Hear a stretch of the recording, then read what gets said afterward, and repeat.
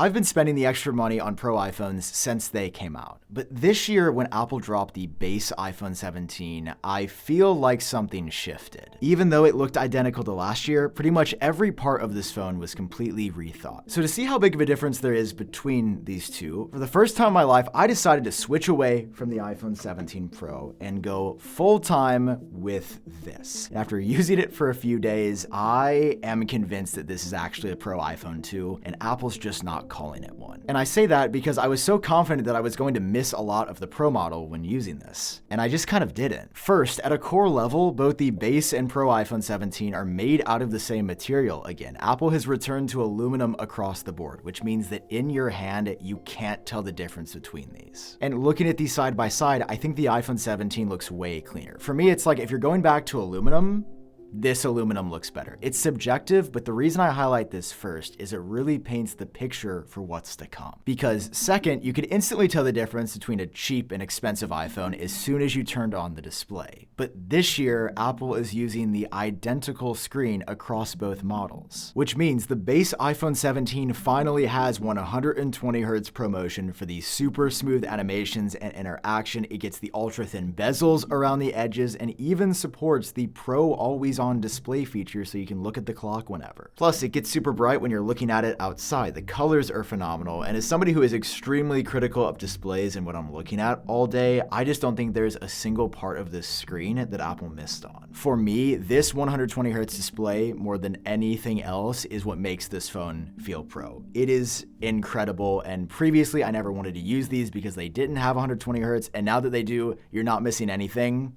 The screen is Pro. Period. But it's actually third with the cameras that I really expected this base model to start lagging behind. There's no getting around that the regular iPhone 17 has one less physical lens than the Pro, meaning that you give up the longer telephoto zoom by switching down to this. But after a week of not having that lens on the regular iPhone 17, it turns out I didn't use it like I thought I did. I mean, sure, were there a couple of photos that I wanted to take on my recent trip that I couldn't? Yeah. But for the 98% of other photos that I took, the wide and ultra wide lenses were perfect.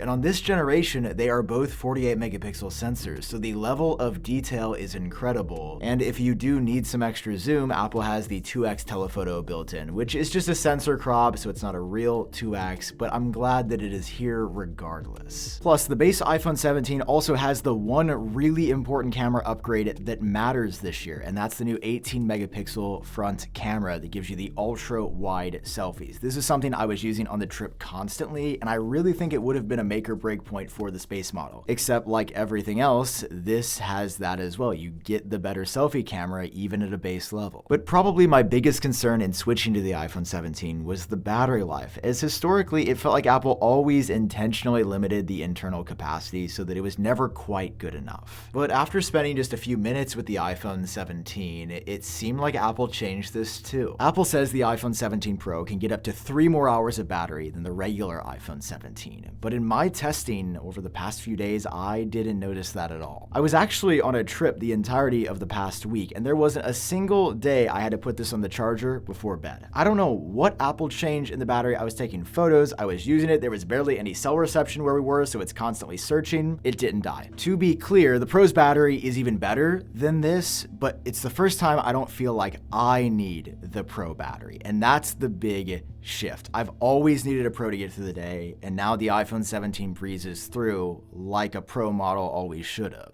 Although sometimes you'll still need to charge up. So I also want to show you some great accessories, and that's why I partnered up with Anker, who sponsored today's video. This is the new Anker Nano power bank with a 5,000 milliamp hour capacity. It's just 0.34 of an inch thick, which is actually thinner than an iPhone 17 Pro, making it perfect for on the go, super easy to slip into your pockets and carry along with your phone. Overall, it just feels great in your hand and super high quality, and it's got a nice metal band around the edges too that remains cool even during charging. Plus, with support for Qi 2, you get up to 15 watts of wireless charging, which is the same as Apple's original MagSafe and twice as fast as a typical wireless charger. It's something I noticed pretty much immediately when I was using this. Following that, Anker has also introduced their new 45-watt Nano charger, which packs a lot of performance into something that is really tiny and considerably smaller than a lot of other 45-watt chargers. It's also equipped with Power IQ 3.0 tech, which gives you optimized charging for all all of your devices, and it supports programmable power supply or PPS, ensuring the fastest charging for the iPhone 17. Using this 45-watt charger, you can take an iPhone 17 from 0 to 50% in just 20 minutes. Anker's also engineered this with Shield 3.0 Active, which checks over 6 million times per day to make sure that the temperature stays in the correct range, preventing overheating and ensuring efficiency and safety during use. I also love that in the box, Anker's included a new USB-C 6-foot 100-watt charging cable so that on all of your devices you can charge as quickly as possible in conjunction with the charger. So check out both of Anker's accessories using my link down below in the description. A huge thank you to Anker for sponsoring this video. Now let's get back to it. I mean, looking around the whole base iPhone 17, I have been trying to find something that's a deal breaker, but even the regular A19 chip inside feels incredibly fast. In all the time that I've spent with the base iPhone 17, there wasn't a single moment that I felt like I needed something more than this. Listen, the reason I keep saying the same thing over and over is to really illustrate my point here, that while normally the base iPhone 17 is not that good, this year it feels like a pro iPhone in nearly every way. Like, just to reflect on myself a bit, I'm generally someone who likes to have the best of whatever I'm buying. And I don't know what that says about me or my psychology, but I know that it does mean they figured out this model. There is a $300 price difference between the base iPhone 17 and the iPhone 17 Pro, and that is a lot of money to spend on anything else. It's the first year, and the reason that I'm making this video, that the Pro isn't worth the extra money. For the past many years, I've been like, hey, if you're gonna use it, the screen a lot, the cameras, the Pro's worth it. But this year, there's just not enough different between these two models to make the Pro enticing enough to upgrade to. So does this mean Apple's changing? To get a little philosophical here, right? Technology's been evolving like crazy over the past 20 years. Does this mean all of Apple's products are at a base level about to be great? Honestly, I think they might. Hear me out. I think the iPhone 17 is an inflection point for technology, and that from here on out, everything else Apple adds to these phones, which I will still be excited for, will be additive on top of this experience. And you can kind of already see that on the Pro iPhone this year. There's a better cooling system that gets even cooler, a longer telephoto zoom with more range, a battery that's even bigger. Again, I think all this stuff is super dope, and I'm glad that Apple put it into a phone. But when push came to shove and I had to spend a week without any of the extra stuff,